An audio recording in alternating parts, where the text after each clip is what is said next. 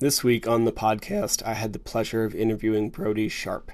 Brodie is a PT or physiotherapist who lives and works down in Australia, and he operates the Run Smarter Clinic.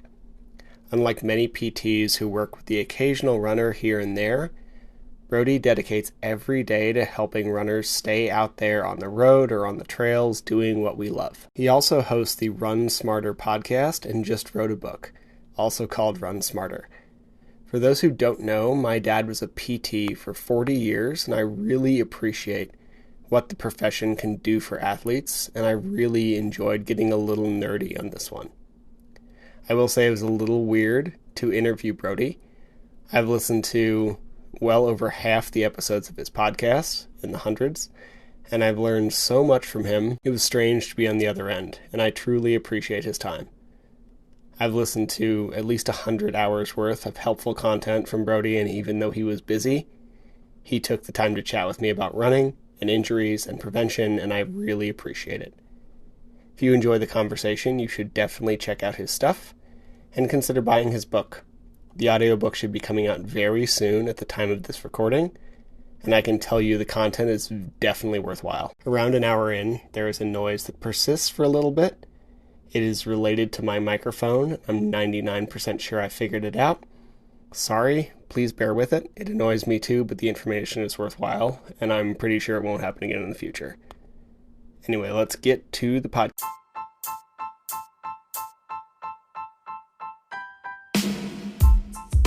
Welcome to the Eat Well, Sleep Great, Run Far podcast.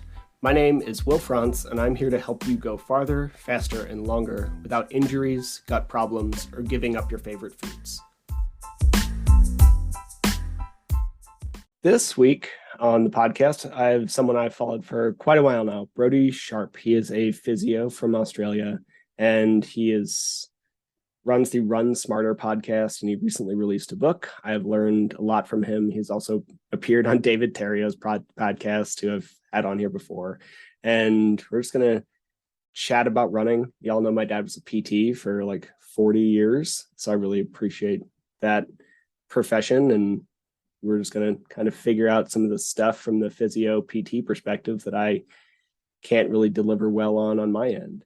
And just heads up for anybody, we're going to definitely interchangeably use the terms physiotherapist and PT just because of the cultural gap.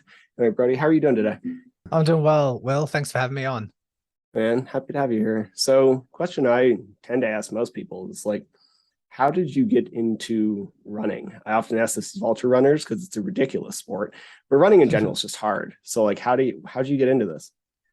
I came into running a bit later. It was like my early to mid 20s, and I was actually grew up with a history of basketball. I played basketball and got pretty competitive, pretty professional. And then once that ended, I actually went traveling to North America for 6 months, and then came back, was a little bit sluggish, probably in the most unfit state of my life.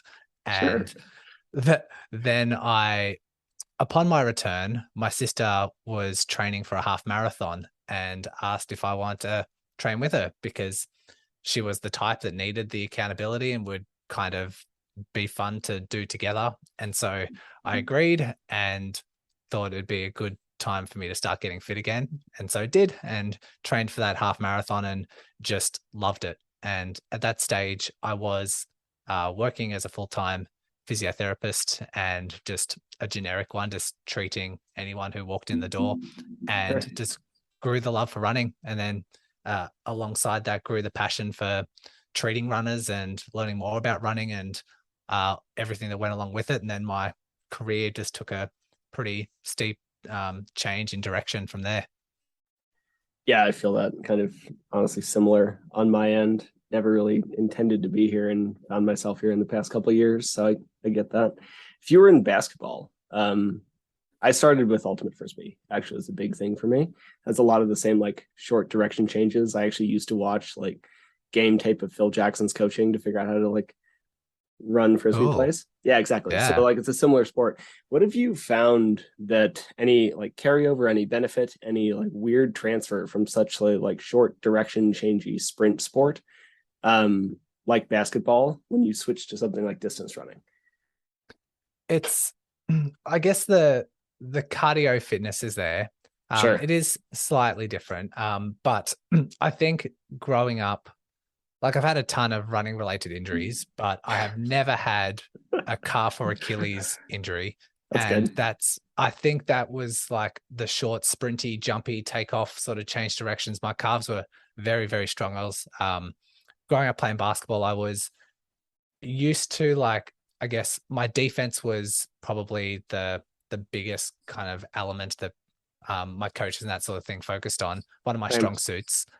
So side shuffling and a lot of glute strength sort of carried over into running. Never had a glute issue or hip issue in the past, and never had a calf or Achilles issue. So I think those sort of traits helped build resiliency for the crossover and the transfer into long distance running. But the stuff that required the long distance, sort of fell apart. So there were some weak links trying to make that transfer, but also some strong links alongside that as well.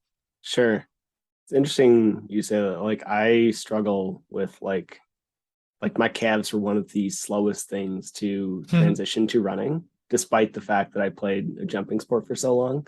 Like they just Mm. hated it. And um any an insight on like why something like that might be? Um, it might be like some components of it might be genetic makeup. Who knows? I've always been like a fast twitch, like jumping really Sure. high type of person. Sure. Um, some people are more slow twitch and just they really thrive on the endurance stuff, but get them to do a 100-meter sprint or try and do a box jump like on a really high box and like they struggle with that explosive ability. So I've always been that kind of explosive sort of characteristics, and who knows, maybe that's from training in basketball or enjoying the explosive stuff, or maybe I had a little bit of a genetic kind of components that sort of made up that, it's hard to say. Yeah, no, I get that. Makes sense. It's a hard thing when you like switch a bunch of sports, but I agree that there's like a lot of injury prevention crossover, and that seems to track with mine as well. One thing I like want to pick your brain on before we get into like book stuff, um, shoes, and I hear so much about shoes, and all my athletes ask me about shoes, and like, should I be transitioning to minimalist or ultras or zero drop or what have you? And like for me, I'm barefoot almost all the time. I'm barefoot right now when I run due to the Achilles stuff. Um, I wear some like cushy Solomons. And is there like a perfect shoe for everybody, or should anybody like be directing a certain direction, or what are we looking for here? I saw your recent like post about the minimalist study. I just love to hear your insight on all that.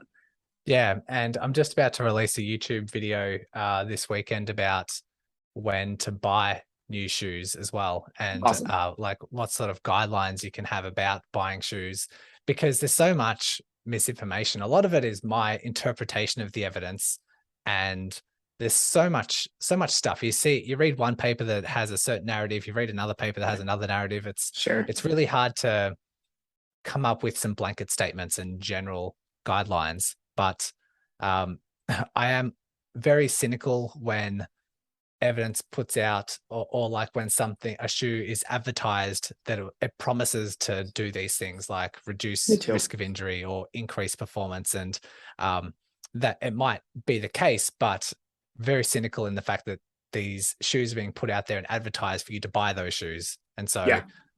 the running shoe companies, they're not under the same scrutiny that say a medical grade device needs to be, so they can do these flimsy sort of studies and overpromise, underdeliver on how what the effect should be on the body, reduce ground Sure. reaction force or reduce the risk of injury, or overcome plantar fasciitis and these sort of things, and there's no one holding them accountable. So I'm always a bit cynical. And I guess for someone who's wanting a little bit of guidance around shoes, if they want to increase their running performance, um, they don't need to hone in on a certain type of shoe, but we do know that lighter shoes help performance. We do Sure. know that even if you reduce uh, the weight of your shoes by 100 grams, that every 100 grams increases your running efficiency by 1%, which can be quite profound, especially if you're, um, in the elites or sub elite sort of genre. That can be huge. It can be a huge Absolutely. difference. But to usually when shoes become lighter, the sacrifice is usually it becomes more minimalist. It like lacks support. It lacks that sort of rigidity, and the body has to start making up the lacking of that shoe. And so we want to make sure that you're strong enough to handle those. There are exceptions to the rule. There are like foam technologies that are now coming out with, super dense, thick shoes that are super, super light. And that's just, as things develop, there will be exceptions to that rule. But generally speaking, the lighter the shoe, the more flimsy and less supportive it is. And we need to make sure that if that's your goal, if your goal is to have a lighter shoe and your goal is to head more down towards the minimalist genre because that's what you enjoy or what you want to give a try, you do need to be very careful about how you transition to those minimalist shoes, because the demands that it puts on your body are usually below the knee. So your calf, Achilles, plantar fascia, the bones of your feet and ankle, all these sorts of things will have to work extremely hard. And you want to make sure that's not an abrupt change, because if it is an abrupt change, then that's when injuries occur. Sure. And that makes a ton of sense. And I know the study you mentioned said like nobody followed the guidelines to actually make the transition, which sounds so this particular like so study expected, right? But still, Jesus. Yeah. And it sums up what runners do. For those who aren't familiar, I posted a research study that looked at some runners. They looked at 14 runners, they were all used to running in traditional shoes, which I'm not too sure what traditional was. I'm assuming it's going to be like your standard running shoe, like a 10 mil drop, like pretty good support and structure. And then they handed them barefoot running shoes. So like a huge shift in properties. And they gave them the shoes. They gave them some pamphlets and information about how to transition to those shoes and followed them up. And turns out that during the follow-up period, 12 out of the 14 runners ended up with an injury. And most of those injuries are around the calf, Achilles, foot sort of injuries. And, it's just a recipe for disaster. You've got people trying to transition way too abruptly, and then they interviewed them afterwards, and none of them followed all the guidelines that were recommended. So it does, it does happen in the real world. I can see people reading about the benefits of barefoot shoes and saying, fantastic, let me give it a go, and then just transitioning too quickly. It's something that I've seen in the real world, and the likelihood for injury, like 12 out of the 14 people there, just goes to show that abrupt change is really dangerous. Yeah, I'm just laughing because like I did that 12 years ago, so like right, Yeah. like I heard this was important and I did the thing, and I didn't get that injured, but definitely got some like tweaks, especially with the like seemingly genetic issues with my calf. It just seems so normal, right? Like it's just absurd. So yeah, that makes sense to me. On that front, like I had a friend ask me, and I've always been kind of curious, is there anything to different surfaces or different hardnesses or any of that being like asphalt versus concrete versus trails versus grass being different on different muscles or more prone to injury than another? It's a good question. I haven't really come across definitive research to show those certain things. It can be nice for some people. It can be nice for some injuries. If you have plantar fasciitis, sometimes grass tends to favor just as you're getting back into running. You can start on grass for a bit and then transition. Trails can be nice for someone with, say, ITB syndrome, because your foot placement is less consistent. Like ITB syndrome is more of a repetitive injury, which means the same motion of your leg over and over and over again can irritate. So we don't want that same repetitive, the exact sort of movement. And so trails, you're going around corners, you're going around like roots and trees and up and down, and sort of your foot placement varies. So that can be kind of helpful. For the most part, we do want the ground to be firm for the most part, because firm equals efficiency. And we want to be as efficient as possible. If anyone's tried running on sand, soft sand, you just go nowhere and you're putting in so much effort. And that's just because you lose so much of that momentum from the ground moving underneath you. And so that kind of sucks. And, I've done in my teens, playing basketball, and during the off season on the beach, I tried doing soft sand running, and my calves were they had DOMs for 3 days afterwards. And it was just Yeah. because they just work so much harder and can be dangerous and Yeah. can be really inefficient. So unless your goal is to run on the sand, if you've got a sand race or a sand marathon, which do exist, if that's your Yeah. goal, then you'll have to implement it in there. But for most of us who want to be efficient and reduce your risk of injury, I'd say probably keep away from soft sand. And yeah, those sort of terrains can be a bit problematic. So if we're looking at, I mean, obviously these like super soft stuff makes sense. And I'm laughing again because like I struggled with that playing frisbee. There's always like a beach tournament somewhere, and it's just a different world. And if you're looking at the opposite end of the spectrum, though, like you'll hear some people say, like, try to avoid running on concrete because it's really hard and it messes with your joints. Do you think there's anything to that, or is that more of a technique issue? Like, are we just all overstriding? Yeah, that's where my mind goes straight away. It goes to, okay, we do want to be efficient, so we do want a firm surface to convert your power into momentum. We want to be as efficient as possible, but people they read and they shy away from high ground reaction forces. And while that is the case, if you're not used to high ground reaction forces, once you're used to it, then you should be okay. But there are some running traits that have unwanted forces on the body. And so, like you said, that overstride is one of the classic signs that we want to remove pretty much for most people if it's displayed. Rarely Sure. do I see someone and they have an overstride pattern. Most experienced runners who have the particular coordinations and sort of used to the running mechanics, they very rarely have an overstride pattern. But Yeah. if someone does display an overstride pattern, it's hard to see a scenario where that would be useful. This is where someone hits the Yeah. ground in front of their center of gravity too far forward that actually creates more of a braking force, and that braking force is just unwanted. I say it in the book. It's kind of like driving on the freeway with the handbrake on and trying to move forward, but you've got your handbrake on in your car. It's that same sort of mechanics. Why would you have that? You want everything to be as efficient as possible, helping you move forward. Sure. And it does create a bit of a braking force. But that's not to say, some people say, well, then we need to remove all heel striking and we need to forefoot strike. That's Yeah. where some people might lead to, but not the case, because you can still contact with your heel. You just need to remove the overstride. You just need to contact with the heel closer to underneath the body. It doesn't need to be exactly underneath the body. It's kind of hard or sometimes impossible to contact directly underneath the body. Otherwise, you just Sure. fall flat on your face.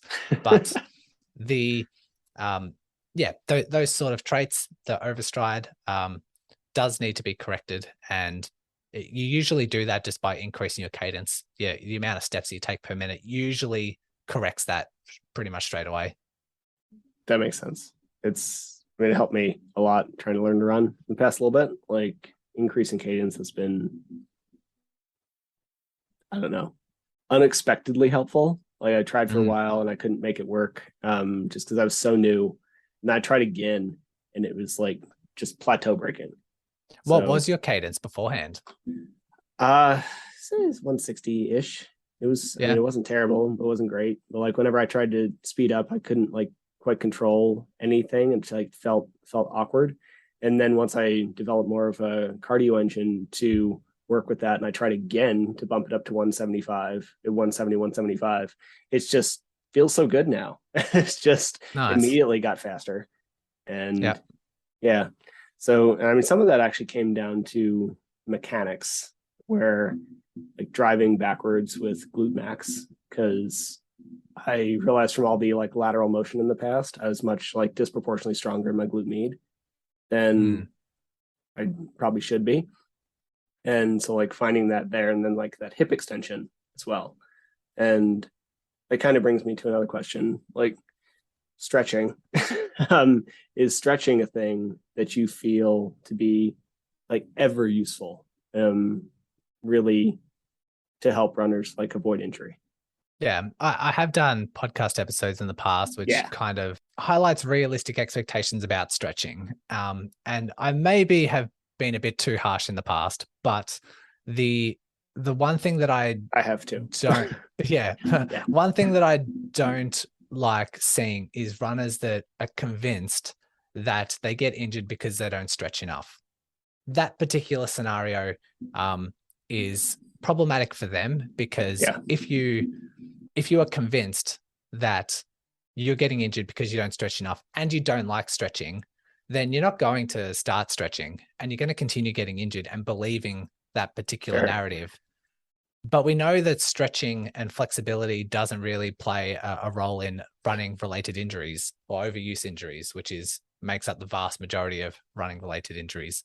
And if you have that belief, you're not directing your attention to things that might be contributing to your running. So it might be your training loads, your training philosophy, your training intensity distribution, like all of these things, your recovery, all of these aspects that have real strong correlations to overuse injuries sure, may be completely ignored on your part because you believe that stretching is um, you know relating to this particular likelihood of injury. And so that's why I've been a bit critical with stretching in the past, but I do like trying to come from the other side of things. I do think that it has some good benefits for some. sure, There are some people, usually, your masters runners, usually a little bit older, that their joints are quite stiff and mm, can sort of affect their mobility. And the mobility is so limited that it affects their running mechanics.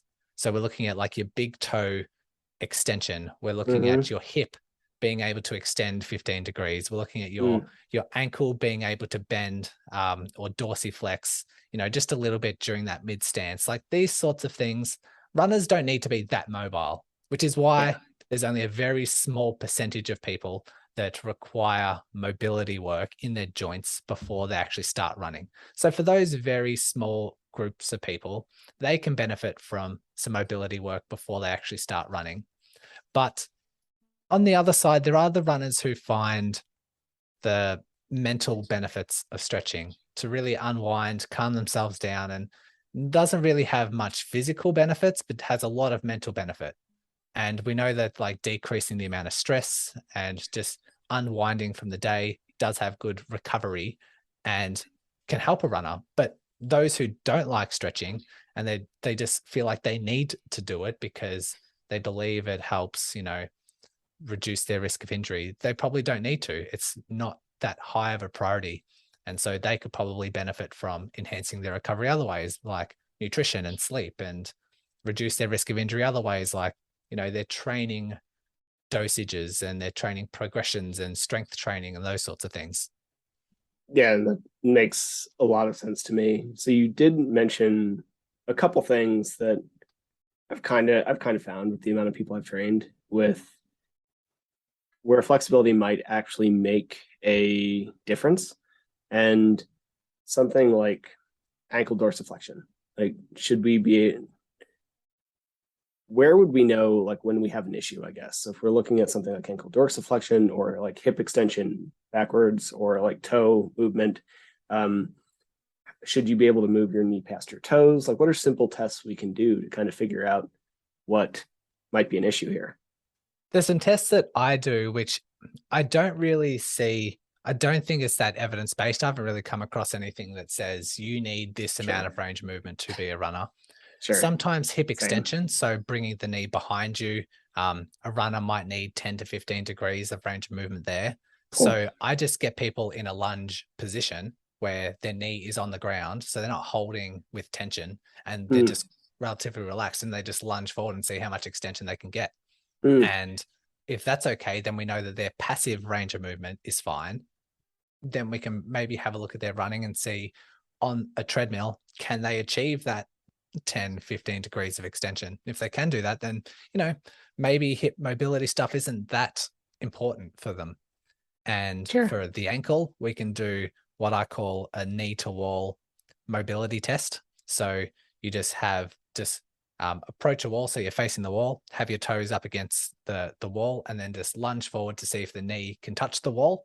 If it can do that, then you move your foot slightly further back from the wall and do that same lunge forward again, and see how far away your foot can eventually get from the wall with your heel staying on the ground, that your knee can touch the wall. And then that sort of works out your limited range and mobility for that.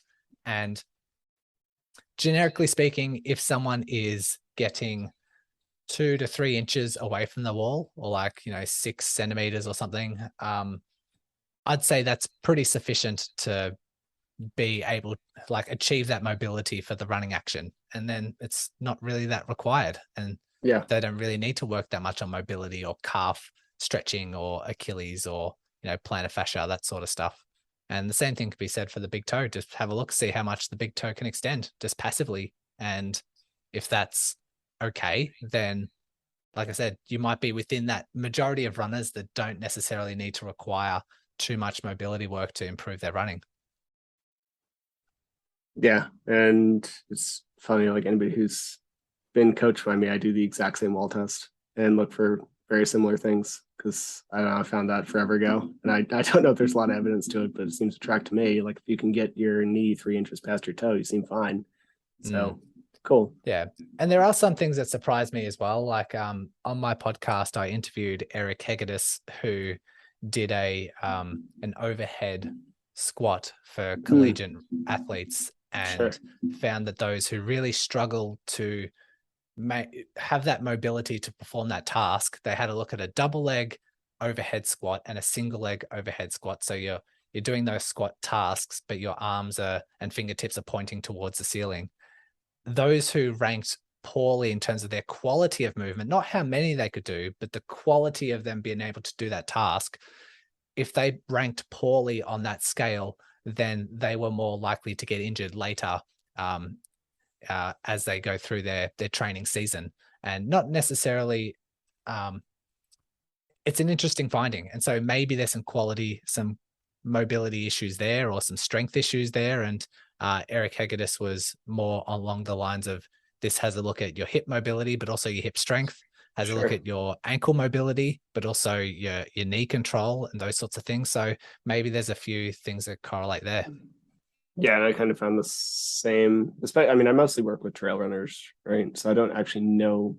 I find it fascinating that I had the same carryover to like track and road, as if we aren't able to get that like drive uphill with like hamstring and glute, then tend to cause problems, which would be pretty indicative if you're like actually getting to parallel or like slightly below in that squat.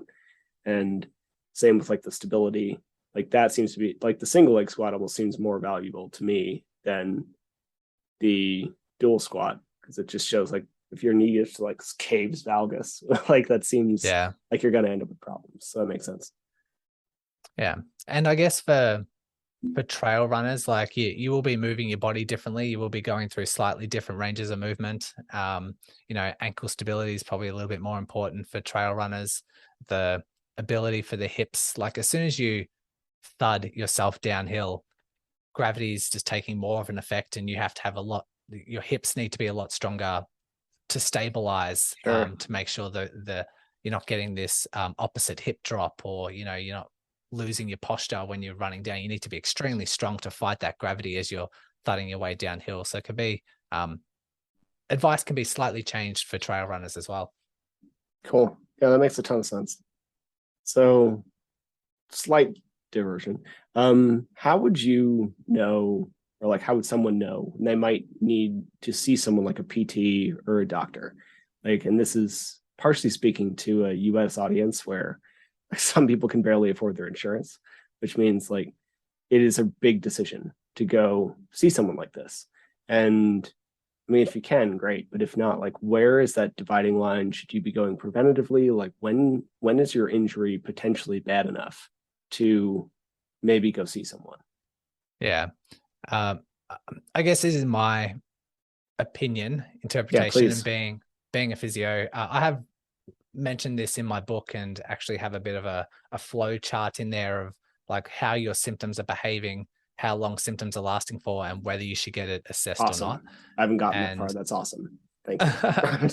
And this is me just trying to struggle with, okay, what do I think? When do I think that should be an issue and not be an issue? Because it's not as simple as every time you get pain, go get it checked out, because, you know, you're just going to be at seeing a PT for, you know, 10 months out of the year.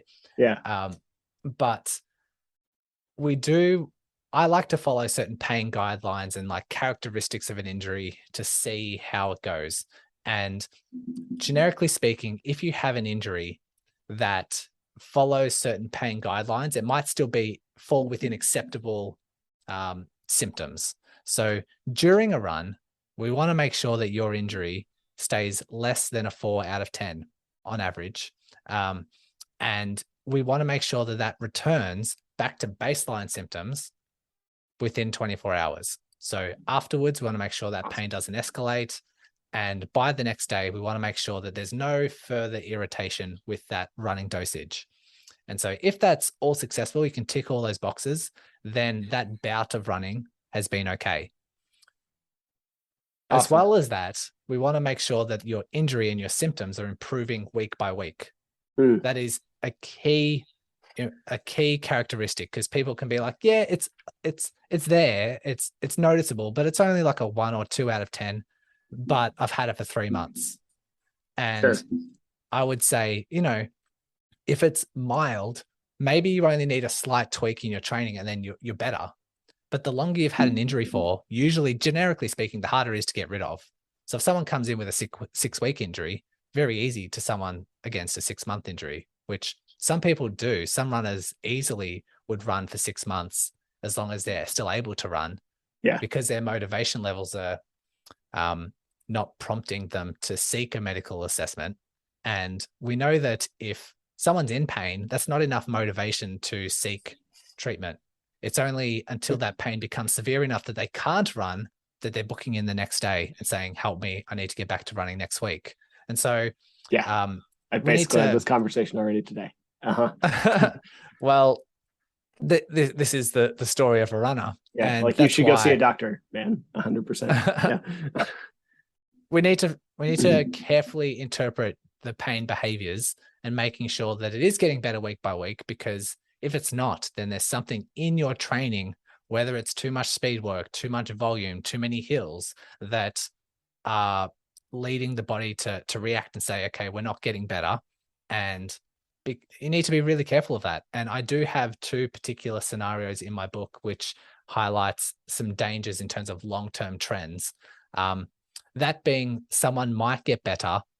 They might perceive that they're getting better, but they're only just retreating further from what is aggravating. So they say, all right, Brodie says that my injuries should be getting better week by week. And they are getting better week by week, but you have a look at their weeks and they've removed hill work, then they've removed speed work, and then they've removed volume, then they've, you know, sure, removed cross training. They're slowly retreating further and further back to safer waters. And they're saying, yeah, but my injury is getting better because I'm improving week by week, but they're just retreating further to safety, which can be a particular, you know, false belief. And so we need to be really careful of that.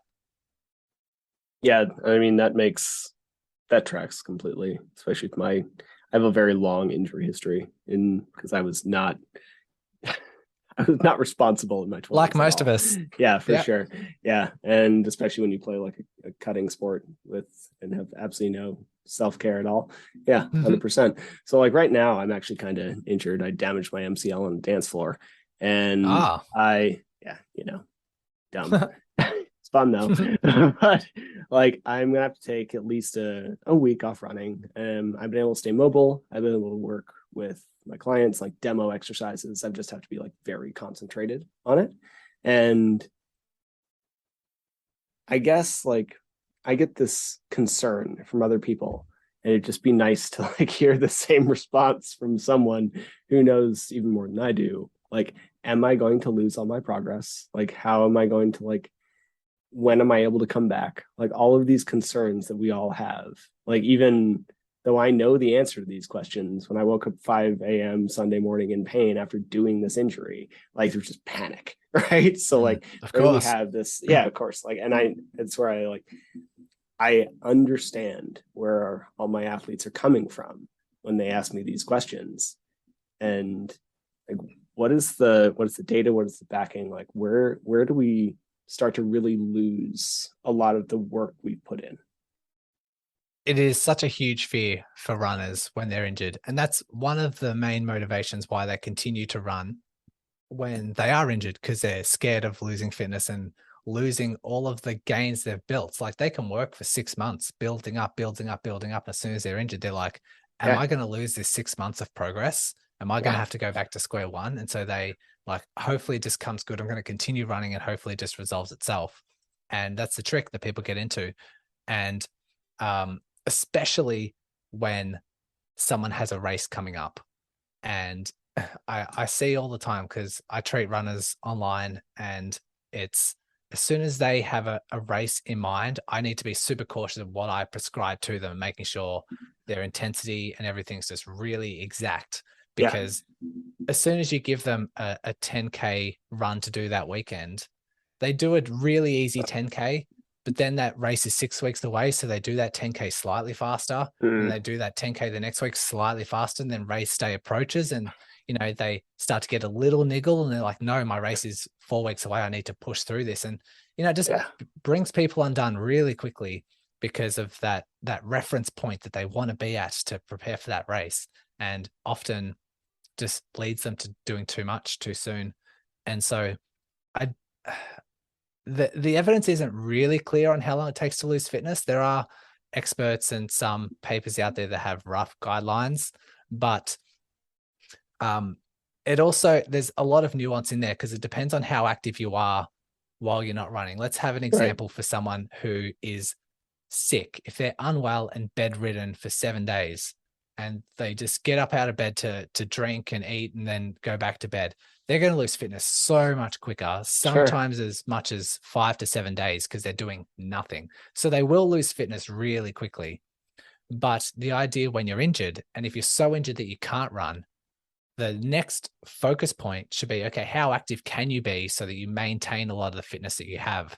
Yes. And if you do cycling, if you do swimming, if you do cross training, elliptical, whatever cardiovascular alternative that you have that doesn't irritate your symptoms can be extremely helpful to preserve a lot of that strength. Because you can stop running for 6 weeks and just keep really active with being creative with all these other alternative cardio options, and you won't lose fitness. And so Yeah. you might feel a little bit wonky coming back to running. You might feel a little bit uncoordinated. And yeah, maybe your first couple of runs, you might feel like, you're a little bit out of breath, but that returns super quickly. And so generically speaking, time off running, maybe about 3 weeks is when you start to lose sort of running fitness, but it returns quicker the more proactive you are in those 3 weeks. If you have time off, if you go traveling and you're just walking around and, you know, sedentary lifestyle, maybe you'll start to lose fitness in 2 to 3 weeks. But it's really hard to say. It's really hard to have these blanket statements because, you don't know what the athlete's doing in that time off running. But like I said, Sure. bedridden, you'll lose it really quickly. You'll lose muscle, you'll lose strength, Yeah. but the regaining is a lot quicker as well. This is for someone who has that fear of losing fitness. Keep in mind that you will lose it, but you'll regain it so much quicker than that 6 months that you put in prior to that. Yep. You'll build it back up within weeks, not months. And so you can have some reassurance that sometimes some downtime and time off is actually encouraged and would be more beneficial for you in the long run than, just worrying about losing fitness and persevering through an injury. Sure. I mean, the conversation I had today was basically like you might lose a little bit, we'll gain it back really fast. The most guaranteed way to miss your race is to keep going through this. Yeah. Yeah. Yeah. So on that, like if we are injured, I guess this is two-parter. So if we are injured, like what's a good way to come back to running? Should we ease back in? Like if so, how much? Like should it be, is there some sort of protocol or should we kind of like go by feel? What's your opinion on that? It is a bit of going by feel and a bit of expert opinion. Sure. It there's a lot of bits of information that we need to know. How long have you had time off? How severe is the injury? How irritable is the injury? Because we're not necessarily looking to be symptom-free before returning to running. It's not that simple. It's finding when you're ready to tolerate small amounts of running that doesn't irritate symptoms, and then starting with that and building back up. And so the main data points would be, okay, how strong are you at the moment? How fit were you before this injury? What was your overall mileage? What sort of speed were you doing? What were you doing in the gym to keep strong? So, someone who's super fit, super strong, and then they get injured for 3 weeks, their return back is going to be a bit swifter than someone who is a low mileage runner, doesn't do a lot of strength work, and then has 3 weeks off and has an irritable injury. And then their return back needs to be a bit more conservative. So a bit more data. And yes, you do need to, if you're unsure, then take the conservative approach. If you don't have a health professional and you don't have the guidance, really easy to start more conservative than you need to be. That's the safer option. If you have a race coming up and you want to essentially optimize your recovery back, and so that conservative approach isn't an option, probably seek the help of like a running coach or a health professional or someone who's experienced to give you a starting point and sort of flirt closer with the boundary of your adaptation zone and what overloads that injury, because there might be some tweaks here and there that might optimize that recovery. And it's flirting with that boundary is the most optimal thing, but is also the most risky. So you do need to be careful, and it is a bit of an art as well as a science. But like I said, if you're unsure, you can always be on the safe side and just be really conservative. 100%. And I guess this makes me wonder, are injuries in running inevitable?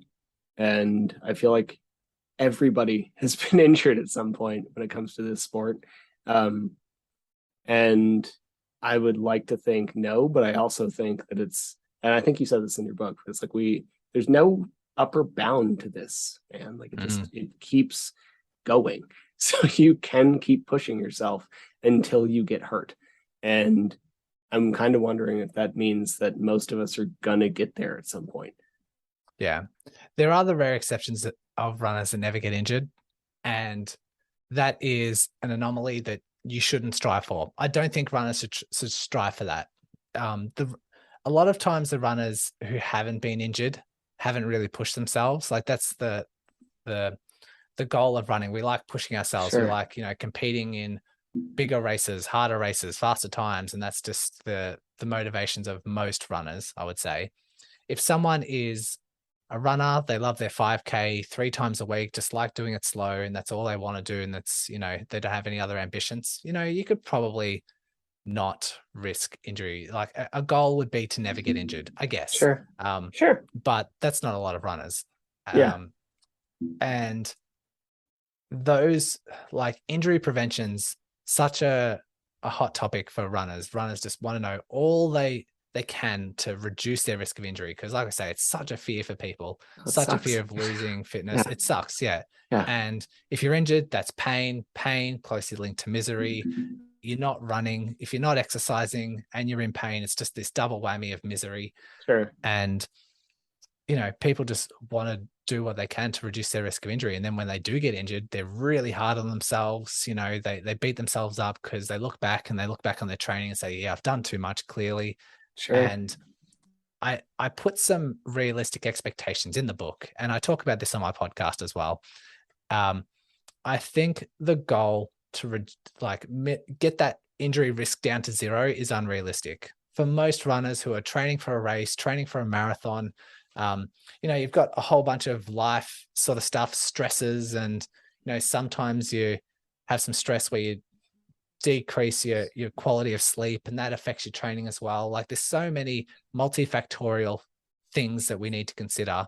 Just to clarify, because I know this is a thought in people's head, and sorry, but it's going to be like, we are talking also like any injury as well, right? Like, it's not definitely not like you're guaranteed to get like, a stress fracture in your femur, right? But like, the fact that you might get a niggle, which is technically an injury, is damn near 100%. For sure. Yeah. Yeah. And there are definitely over the course of your injuries. running career. Yeah. Yeah. You can reduce your risk of injury. You definitely can reduce your risk of injury, but getting it down to 0, I think, is a bit unrealistic. Agreed. And my realistic expectations is it's your goal of a smart runner to catch that injury early on, interpret those symptoms really quickly, and be proactive enough Yes. to overcome that injury without losing fitness and Yes. get back to pain-free running as swiftly as possible. That's definitely achievable. If you know all the right principles, if you know what to do, getting injured, having this really brief period of injury and getting back without losing fitness is definitely a goal for everyone. But that still has injuries attached to it. Like you still get niggles here and there. It could last like 3 days and that's fine.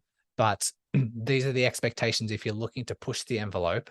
These are the risks that we all take on when we do push the envelope and train and push our capabilities, because that's essentially what running related injuries are. It's exceeding the capacity of those muscles, tendons, ligaments. And if your training isn't precise, or sometimes it's about taking risks. Sometimes if you have a marathon and you do have to, train and push your capabilities, that comes with risks. And sometimes that risk is getting a niggle for a week or so. And where injuries become detrimental is when people either aren't educated enough, they misinterpret those symptoms, they, push their training and mismanage that injury for way too long. And then that injury gets worse and worse. And then they have to take drastic changes and lose fitness maybe sometimes, or, take time off running. It's only because that injury's been mismanaged for that long that you have to take those drastic actions. Yeah, that makes a ton of sense. And that's kind of how I feel as well. And especially with a sport like running, like it's not like basketball or frisbee where you get any sort of this feedback where it's like the ball didn't go in the hoop, so my skill isn't very good. Like a lot of the time with running, the signal that your skill is off is that something feels bad. That makes sense? Yeah. And I do, like you alluded to it before, what I mentioned in the book is the nature of running as a sport is limitless. Like we have overuse injuries. The overuse injury is because you've overdone it. You've pushed your capabilities too far, too fast, too often. And this is a sport that has endless possibilities. You train for a marathon, then you recover. Then what's your next thing? Oh, I want to do 3 marathons in a year. Then you do that. Okay, what's the next thing? I want to go to an ultra marathon. Okay, what's the next thing there? I want to do an ultra that has 5,000 feet of elevation, and then it's endless. Yeah, and absolutely. It might be further, it might be more often, it might be faster. Whatever your goal is, there's limitless boundaries. It's something like no other, and that's why that running related injuries are so common. And very few runners have coaches. Very few runners majority of runners just train to their own whim, just with what they've researched, and then away they go. A lot of runners train just off feel and say, I'm feeling good, let me run 2 hours today. And it's just an interesting mixture of all these personality traits and the nature of the sport, and the recreational popularity just is a perfect recipe for people just overdoing things and getting injured. Absolutely. And some of it's the volume that it requires too. Like I actually heard this stat recently on Peter Attia's podcast, and he's nothing if not very precise. And if he was saying that the actual rate of injury per hour of sport is way lower in runners, but a lot of that has to do with the amount of time you spend doing it. So it's like 2 or 3 injuries per 1,000 hours that we end up doing this, or some stat like that. That's not the number. But if it were basketball, it's like 15 for that same proportion. But the amount of practice that you spend in basketball is a lot less than we tend to do in running for a host of reasons, right? But that tends to like crank the overall numbers, but the percentage tends to actually be a little lower. I think there's I can't exactly remember the numbers, and I think it does vary wildly. I think the running related injuries, some studies show it's 15 injuries every 1,000 hours of running. Some Sure. say it's like up to 75 injuries Yeah. per 1,000 hours of running. And so like Sure. it depends on the study, but yeah, Yeah. I agree with that. Yeah. It's just nuts. Um, so I guess that this is a question I was asked to ask you about like four people. So I'm going to ask you: is running bad for your knees? Yeah. It's it's an interesting topic because the knee is the most common injury, the most common area for running related injuries. Patellofemoral Sure. pain or pain around the kneecap is the most common site of pain for a runner. And people have the belief, especially non-runners, you'll hear this quite often, that the ground reaction force, the repetitive nature, Sure. thousands of times in the run, 5 times a week over years will just accumulate so much ground reaction force that the cartilage starts to wear away and you eventually get osteoarthritis and therefore, you should reduce your amount of running. They treat it like a car part where they say, your your knees, your joints, your muscles have a certain expiration date. If you put a certain amount of mileage in it, like a car part will have a certain amount of mileage before it needs to be replaced because of wear and tear. They treat the body exactly the same. And the people that have this belief think that, there's a certain amount of mileage in your knees. And if you misuse it and if you overuse it, it's only going to be a certain amount of time before, these arthritic changes or this cartilage damage starts to occur. And then you start getting sore and then you need to eventually get it replaced. We now know that is not the case. We now know it's the complete opposite because Sure. ground reaction force actually stimulates cartilage growth. And it's important that you maintain a healthy weight. It's important that you maintain cartilage growth. It's important that you remain really strong in relation to muscles around the knee that surround the knee. And running is actually good for your knees, provided that you don't mismanage it. There was a really nice study that had a huge systematic review looking at the prevalence of osteoarthritis in your hip and your knee. And they gathered all these studies, and the pool ended up being 125,000 runners or 125,000 people to look Seriously? at how, That's to look massive. at, That's so yeah, powerful. Awesome. the prevalence of knee and hip osteoarthritis in the general population. And they found that recreational runners, had a prevalence of hip and knee osteoarthritis 3.5% of the population. They looked at the sedentary population with the same baseline characteristics, the same age. They looked at the prevalence of osteoarthritis and found it was 10.5%. So you're three times more likely to get knee and hip OA when you are sedentary compared to when you're a runner. And this sort of supports what I was saying before, the ground reaction force, staying fit, maintaining your weight, being really strong around the knees, protects the knees. It actually preserves cartilage. Interestingly, in that study as well, they looked at elite runners. They classified elite runners as those who are either paid to run or those who represented their nation. So really top tier, like the top of the top runners. They had osteoarthritis more than the sedentary population. That came in around 12%. And so this is where I say we can't mismanage and overuse our injuries, because we need to find the right balance between load and recovery. So the recreational runners are finding that perfect balance between load and recovery.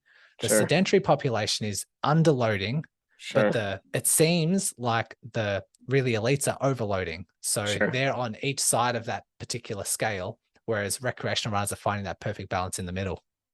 And that might honestly come back to that like knife edge we were talking about a little bit. If you're constantly pushing that gap for performance, then you're taking a higher risk. You might just end up there. Like, I mean, we're talking people who are running probably 120 to 150 miles a week, right? Like in their peak. And that's a lot. That's a lot to do. It is. Yeah. It all comes back to, I mentioned this, I think I wrote it down about 50 times in my book.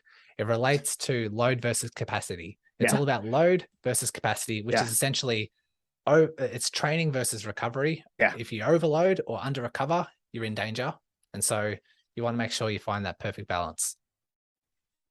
Couldn't agree more. And everybody's heard me say some version of that 1,000 times. If we're looking at, which is honestly why I wanted to have you on here, because I connect very well with your stuff.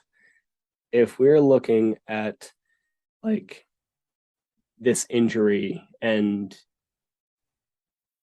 runners often need running. I have people who are not in a panic, not just because of their race, but because it is their way to like deal with the mental crap from their day.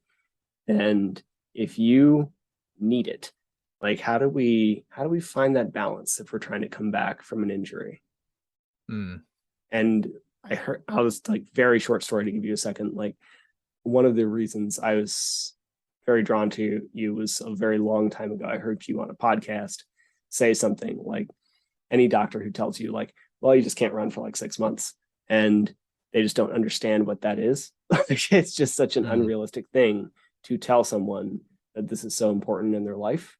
And we need to find a way to at least try to make this fit for some people. So like, how do you do that as a medical professional? Yeah, we do need to weigh up what is the psychological benefits if you were to be taken out of running. Those, we just know in reality, it's not just relying on the physical mechanics, it's relying on the person as a whole, and making sure that they're not their emotional state is considered as well. So yes, when someone is injured, the first priority is, okay, how much running can we currently do that doesn't exacerbate symptoms and, aids the healing process? What dosage does that look like? How far, how fast, how often? If they can't run, if you try this small amount of running and symptoms still don't agree with you, we do have to take you out of running. But the attention switches to, okay, what can we do to keep you active that's still going to keep you mentally in check? Can you hike and still be out in nature and it still be challenging, but you just don't run, you just do this hiking? Maybe it's, climbing up mountains and down. That's enough to not exacerbate your injury, or just walking, so getting fresh air. But I do find the people who are rigid into running, and this scenario presents themselves where we start saying, okay, you can't even tolerate any little dosage of running. What other cardiovascular options do you enjoy? And they have none. And they say, all I want to do is running. It's the only thing that's a stress relief. They have a really tough time with recovery, because they're the ones that have usually ran through their injuries so often or aggravated their injuries so much that now they can't run. Because, for stress relief, they want to run every single day. Yeah. They want to run quite far because they need to get that stress relief. And, we sometimes, it's not often, it's quite rare, but in that scenario, it's tough. It's tough to try and find an option for them. And, we can try and be creative. I try and suggest a ton of things for them. And if they don't like it, if it's not their stress relief, then they struggle. So I do say that runners should have at least one cardio alternative, at least like doing it once a week or something. Just find something that you enjoy and do that. Therefore, you diversify your way around for when an injury does happen. Because we've said before, this is an overuse injury. Like, running related injuries are overuse injuries. And so if you can find an exercise component that varies up, still maintains fitness, still a cardiovascular challenge, but just challenges you in different ways, offers variety in the load that your body is subjected to, it reduces your risk of injury. It's just as simple as that. And so, we do need to be careful. But like I said, if someone is injured, the first step is, how much running can they do? So you probably still can run, following within acceptable pain boundaries. But if you can't run, the next option is, okay, how active can we keep you? What options do we have for you to stay active, stay out in fresh air, whatever that reason is behind you getting that mental release? Because it might not be the running, it might be the fresh air in nature that's really that, stress relief. It might be just getting out of the house that is that stress relief. If we can still offer that in a variety of ways, then that recovery is going to be a bit more optimized, and the recovery experience is going to be a little bit more helpful, rather than just taking away everything you love and just trying to watch the clock for 4 weeks until your injury gets better. Yeah, couldn't agree more. I mean, that's why I do other stuff. It's not the only reason I do other stuff, because I enjoy it, but I find a huge benefit to that when I'm injured, that I do other stuff. Yeah. I know we're up on an hour. Do you have a few more minutes, or should we like bring Sure. this to a close? Cool. Thank you. Appreciate you staying a little longer. I just have a couple audience questions. Um,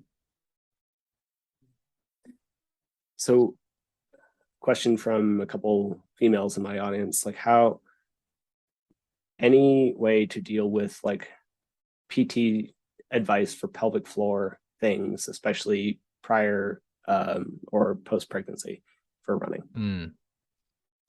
There are some guidelines out there, and I can maybe share with you the paper. I haven't read it in quite some time. It's probably been over 12 months, but That'd be Tom great. Goom and a few other female researchers put together a paper on um, the guidelines to follow to return back to running. It's usually like post pregnancy, it's usually about 6 months, but there's certain timeframes and certain strength benchmarks that you need to accomplish in that time. Um, women's health physios are great at doing pelvic floor strengthening exercises or assessing the pelvic floor strength, because we do know that you need to develop a lot more strength post pregnancy around the hips, around that area. We know that the ligaments get a little bit lax during pregnancy, and then it's Sure. hard to maintain that stability and strength or regain that strength when it comes to post pregnancy returning to running. And so any guidelines, it would depend on the symptoms. It depend on if someone does have low back pain or hip pain or incontinence issues or pelvic floor weakness and that sort of stuff. All of That would these were a subset. Yeah, absolutely. tailor that for them. But I can share some papers that have some really nice, clear advice about when and how to return back to running following pregnancy. That'd be really great. And I'll link those in the show notes for everybody. Thank you. And then another question was like, someone's just been struggling for a long time, and are they just kind of like doomed to be in pain forever? And like the big thing here was squatting and running, pain below the knee, so like ACL area. Um, what are some good ways to deal with that? But just this general sentiment of like, whenever I try to do the thing, it hurts. Is it always going to hurt? Yeah. It's something that our minds naturally gravitate towards is, will I have this for a very long time? Do I have to give up on the things that I love? Especially when, things go really well for a couple of weeks and then you have a flare up, or things go really well for 6 months and then you have a flare up. It's like, am I destined Yeah. to always have this? Trust me, I talk with runners, injured runners, like daily, and Yeah. it's just what we do. It's our natural default state to go to. And Yeah. I will say that in most cases, we just make sure we identify any gaps in their rehab, and then they feel a lot better. Like as soon as you have a plan in place and as soon as you have all those components that need to be ticked off, you progress those in a sensible fashion. Most times, that will I get this pain? Will I have this pain for the rest of my life? Fades away. It's just, I see it so often. I see runners with some sort of running related injury and they've had it for 5 years, sometimes more. And they're obviously in that same state, and we implement a right strategy and they just get better. I will say that flare-ups are expected though. Sure.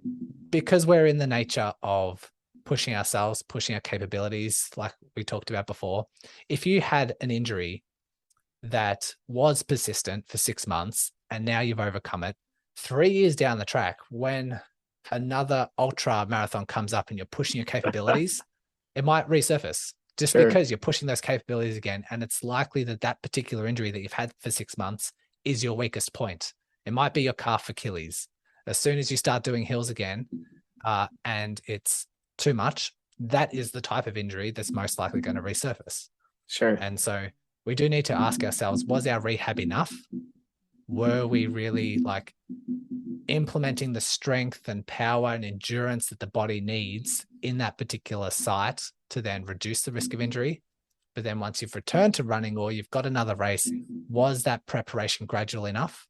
And, if that's the case, then it significantly reduces that risk of injury. But often people underdo their rehab and then they overdo their return or race preparation. And that's why these things resurface.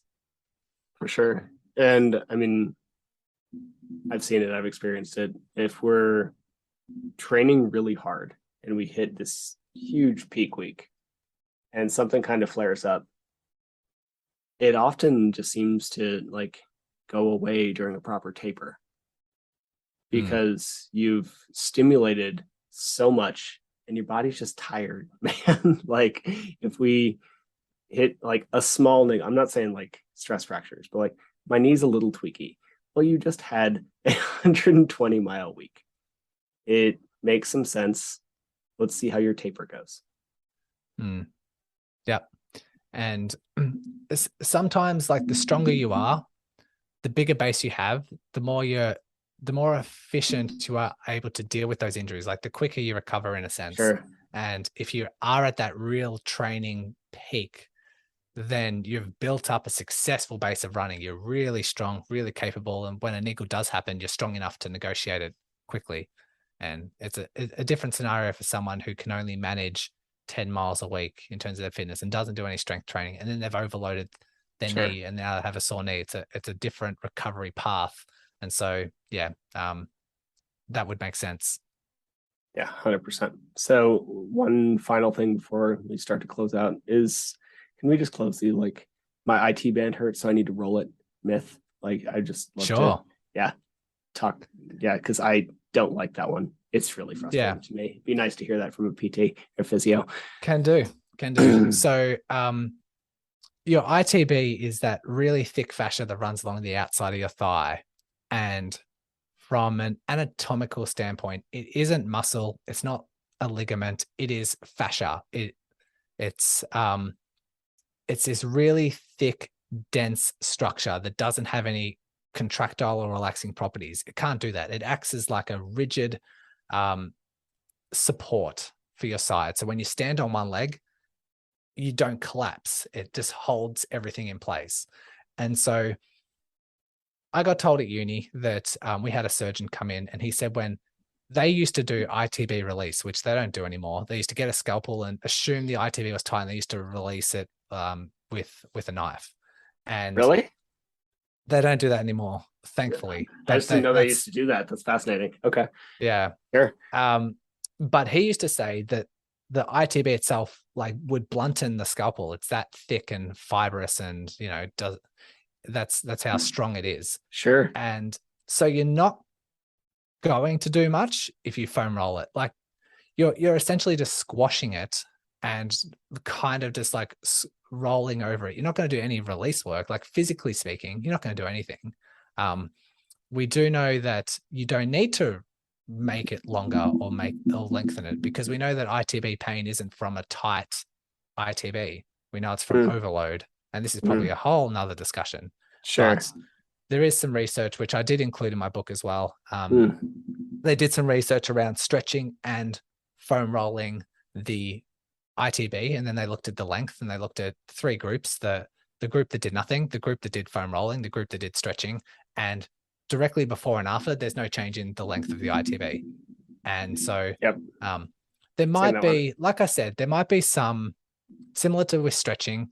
If you notice that it settles down symptoms, like sometimes it could be extremely painful to foam roll, and then that pain subsides, and afterwards you feel a lot better. You're not lengthening the ITB, but you're maybe creating this really short-term inhibition effect where you're settling down the sensitivity of the nerves and the pain signals because you're putting something unpleasant through your body. And people stand up and they feel a lot better. By all means, continue to do that, as long as it doesn't aggravate the symptoms. And it does have this pain inhibition effect. It might be really short term, like a couple of minutes or maybe a couple of hours at most, that it has that effect. But you're most certainly not lengthening the ITB. You're most certainly not contributing to long-term recovery or long-term like healing of the ITB. That comes along with building up everything else and making sure your training loads are in place, proper load management. And yeah, so we can put that myth to bed. Strength balance as well, right? Like I often see some imbalance from like hamstring to quad a lot of the time. Seems to show glute that. strengthening, Glutes, etc. Yeah, of course. Yeah, for sure.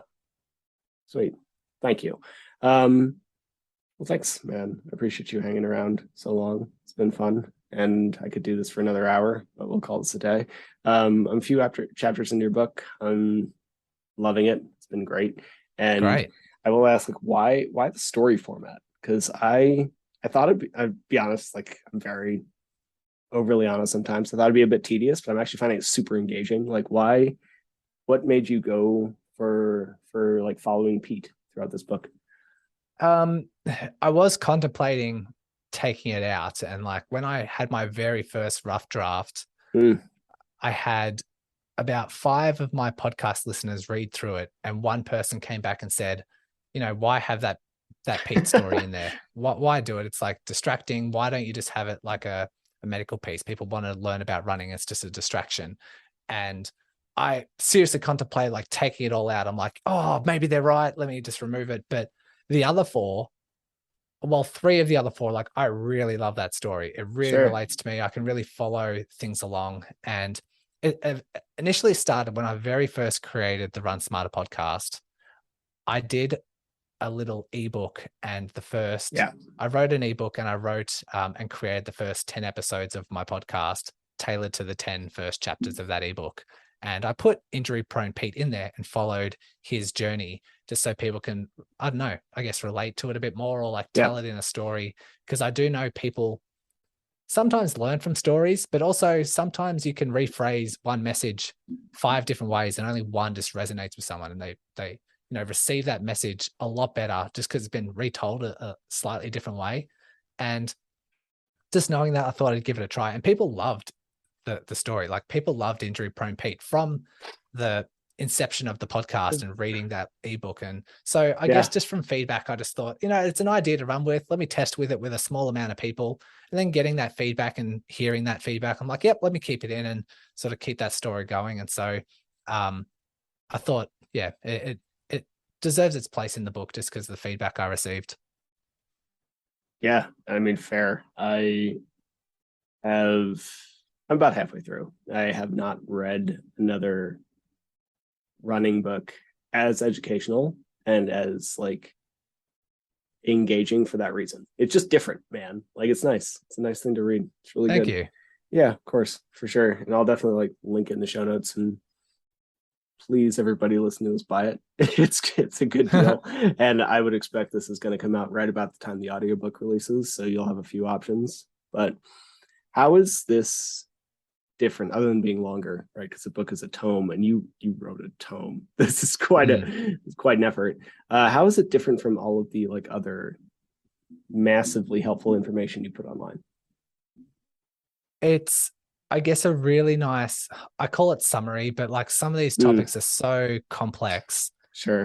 You'd find, I think if you listened to, the 260 odd podcast episodes, my blogs, my other stuff that I'm doing, you'd probably gain everything that you could within this book. But it's hard to sort of summarize it into one chapter and get all of the guests that I've interviewed and put them into that same chapter, and all my understandings, all the latest research, and put that into one concept.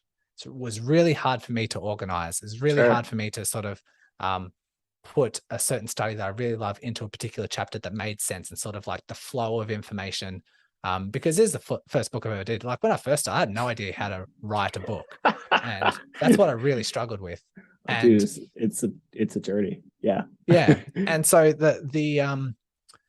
the subtitle is the evidence-based guidance. So it does have like a lot of evidence-based stuff, but also has expert opinions. So it's the evidence-based guidance and expert opinions to help you survive and thrive as a runner. And sometimes science can't show you everything. Sometimes it's, if you 100% rely on just evidence-based practice, you're only just limited, because the evidence is only as good as the evidence itself. There needs to be some well-designed, robust studies on a particular topic for us to have confidence to Yes. follow evidence-based guidance. It's only as good as the quality itself. And sometimes there's not good quality on a particular topic. So that's when we need to rely on expert opinions. And so the weight of the two, I think, is what makes the book stand out amongst others. It's not just opinions. It's not just science. It's the the mixture between the two. Yeah, couldn't agree more. Well, I'm glad you wrote it. It's super helpful so far. I know there's another, piece coming out at some point, and I'd love to hear you tell people like where else they can find you. I know you recently opened a YouTube channel, and I'm going to plug it in case you forget. You do a free injury assessment for people, which is the reason I was drawn to you in the first place. Like, not everybody can afford coaching or this work, which is why I have a podcast, is to help people who can't afford it. So like the fact that you do that is amazing. So yeah, where can people find you? Thanks, mate. And we're on the same wavelength in terms of just delivering information. Just give people the right information and see what they want to do with it. The first thing I guess people can check out, they can go to the Run Smarter podcast and listen to those first 10 episodes. Is usually enough to learn a lot about themselves and learn enough about my particular philosophy and direction. And after that, they can have a look through the rest of the podcast episodes and see what titles best suit them. And if you like it, you can purchase the Run Smarter book. Like I said, it's like a really condensed version and laid out my whole entire philosophy, I guess. Yes, I am having a lot of fun and starting YouTube. So Run Smarter with Brodie Sharpe is that particular handle. And then if you are injured, have a listen to the podcast episodes and my content. And then if you're still struggling, then that's when people are, compelled to jump on that free 20-minute injury chat. And that's usually, I can leave a link in your show notes, but it's usually in every show notes of my podcast episodes as well. Awesome. Well, thanks, Brodie. Anything else you want to say before we head out? I think that's everything, mate. Yeah. So I appreciate everyone for listening. Hopefully they've learned a few things, and if they want to learn more, there's obviously those social media channels and everything else to explore. Cool. Well, thanks so much, man. I'm hit stop record here for 1 sec. Thank you all for listening. I really appreciate it. And go check out Brodie's stuff. Thank you for listening to the show. To be clear, I'm not a doctor nor a registered dietitian, and nothing you heard was medical advice. You should always speak with a qualified medical professional before making any changes to your training regimen. If you enjoy the podcast or found it useful, please take a couple seconds to give it a rating or share it with a friend. Every little bit helps. And if you want more of this information, please head to the Trail and Ultra Running Nutrition group on Facebook. You'll be in good company with other like-minded people who like to do hard stuff outside.